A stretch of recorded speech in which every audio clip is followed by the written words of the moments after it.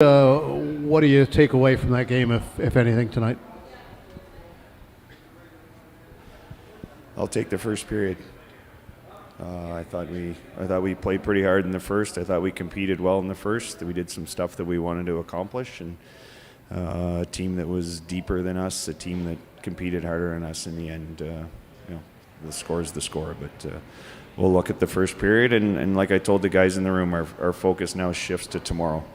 Or we're playing a team we're only 3 points behind, and tomorrow's game becomes massive. You get 1 point within a playoff spot, and this win's irrelevant. This loss is irrelevant if we compete to get into a playoff spot. And I told those guys in there, you get yourself in the playoff race, and it's very rewarding. So that's our focus, nothing else. This game is gone. This game is done. It's irrelevant to us right now. You talked a little bit about the first period, obviously a scoreless game until 19 and a half minutes. How huge was that first goal? I mean, could this have been a totally different game had you got into the dressing room scoreless after one? Yeah, maybe it could have been. I think it's the hard part for that group is I thought, we haven't had a whole lot of success lately at home, and we've been on the short end of a lot of those games. And if I thought that for 19 minutes and 30 plus seconds they laid it on the line, they played hard, and you have that one little glitch and it ends up in the back of your net, and for them it's demoralizing. They don't see a light at the end of the tunnel, and I thought early on in the second we came out and stayed right with it a little bit, and it just got away from us after that. And that's it is what it is. It's some youth, it's some veterans not pulling enough load for our group, but I give them a ton of credit in the first period. And I know tomorrow when it's on the line in Flint and in some tough situations, I know they'll show up tomorrow. And like I told them, their focus is tomorrow. You had some chances. You had Kuchenberg was in the slot in the first period, had the puck hop over his stick, and Ryan Brown had a chance, and Moses had a chance. I think it was in the second, actually just before they went down the other end and scored. But you have a tough time finishing around the net. Is that? Maybe I'm being sort of Captain Obvious here, but how frustrating is that for not only you but for the players themselves on the ice? They have the chances, just don't have that finish around the net. Yeah, it's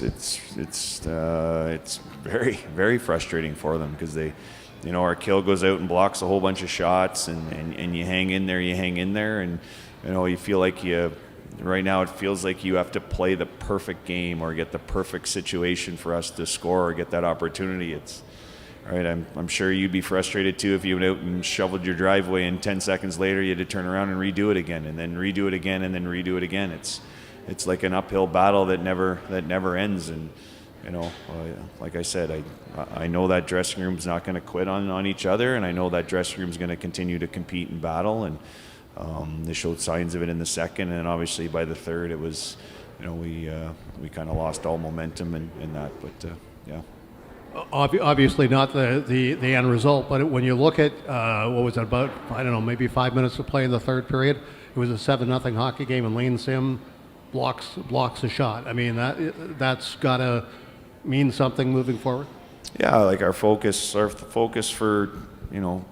most of the part is those little habits and those details that we know make a difference. And whether you do it when it's 1-0, 1-1, 0-0, you're up 5-1, you're down, whatever. Those are parts of the game that have to be done consistently. And you know what? I bet you there was 4 or 5 opportunities in that game where we should have blocked a shot and we didn't, right? And that's the difference. That's the learning curve. That's the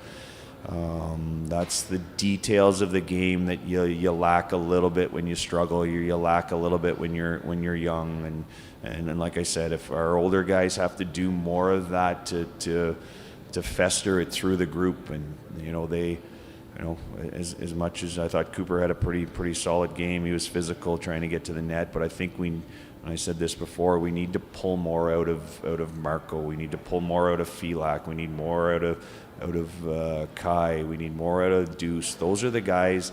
Every other team has those guys producing. We've got to find ways to pull that out of them, and they have to find it within themselves. They can't check out, right? Because they're not they're not playing with 3 16-year-olds. They're playing with each other. They've got to drive the bus.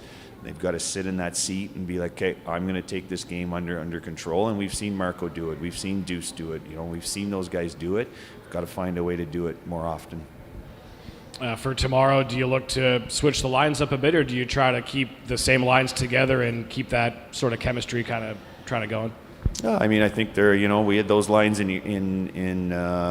Missy, and I thought they played well, and we'll tinker it a little bit. I'm sure there'll be, someone will come in the lineup, whether it's Lomanak or Doe, and someone will come out. We're in the spot now where if you can contribute and you play well, you'll play. If you can't, then someone else is going to get an opportunity to step up and try and grab hold of the minutes. Like we said, our focus is shifted, but we still focus on the details. We still know where our situation is, right? We got Windsor's just behind us. Like I said, Flint's within our grasp, right? So we've got to start collecting points one way or another, and especially when you play them, you can't lose those games. The one in Erie was disappointing because they were close to us and we couldn't pull some points out, but we've got to find a way tomorrow, and our whole sole focus, our sole energy is going to be shifted to that game tomorrow. Sorry, you mentioned earlier, the teams had some trouble on home ice this year. They've done relatively well on the road. What do you think is the reason or a reason for that disparity? I'm not sure. Maybe, we play a little simpler. We don't feel like we have to, put on a show or entertain. I think, I don't know. I don't know what it is. I thought earlier in the year we played really well at home. Our crowd is great. The support is amazing around here, and we should be feeding off that. And it just tends to get away from us a little bit quicker. We get weird bounces in here, and we've got to find ways to produce at home and show our group the support that they've given us. We've got to entertain them a little bit more. You got Luke Ash leaving in a couple of days for the Prospects game. As someone who's been in this league as a 17-year-old defenseman, what can you say about the job he's been doing this year for you back there? Yeah, I think it's a huge testament to where his game's gone since the start of the year, right?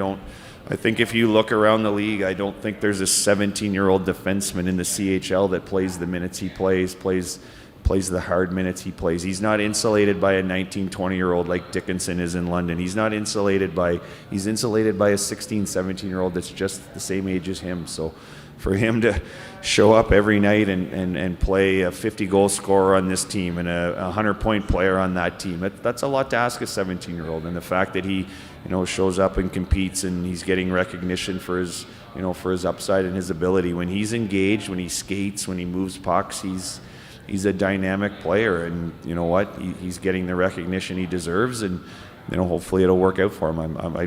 I'm happy to see him in that game, and I'm hoping he can continue to contribute for us here. But like I said, he's in one every night. Like his group with Younger, Huey Hurt. Like you look at our decor, there's no veteran that can settle things down for them. They're on their own trying to figure it out for themselves, and that's what I'm talking about. We need some of our older guys to help settle it down for them, right? We need a block when we need it. We need a puck just chipped out when we need it. And those are the moments of the game that we've got to learn and recognize when they start to tilt the ice, and when it starts to happen, we have to find a way to swing it back in our favor.